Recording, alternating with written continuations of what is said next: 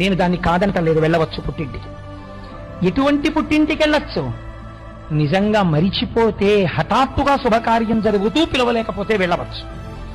మీ నాన్న కావాలనే మనని పిలవలేదు. విత్త వయో రూప కులములు సుజనులకును గుణంబులు. ఇవి సుజనులైతే వాళ్ళకి గుణాలు అవుతాయి.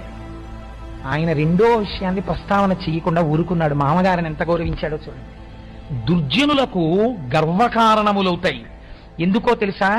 వాళ్ళు కడుపులో వేరొక భావన పెట్టుకుని, మేమింత గొప్పవాళ్ళం, ఇంత గొప్పవాళ్ళం మేం కదా అని అవతల వాళ్ళని అవమానించడానికి ప్రయత్నిస్తారు తప్ప ఈశ్వరుడిచ్చిన విభూతిని వినయంగా స్వీకరించారు.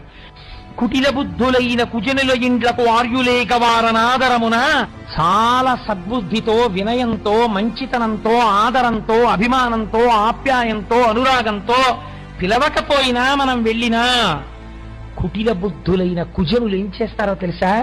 చూసావా, పాపం పోన్లే ఆప్యాయంగా వచ్చారు కదా, ఎందుకు ఈ పట్టింపు అనుకోరు.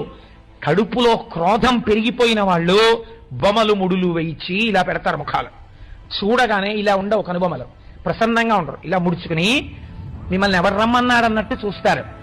అది చాలా బాధగా ఉంటుంది. పార్వతి విను, అందుచేత వెళ్ళకూడదని నేను చెప్తున్నాను. వాళ్ళు కుజనులు, వాళ్ళు అలా నిన్ను చూడరు, నీ ఆప్యాయతని వాళ్ళు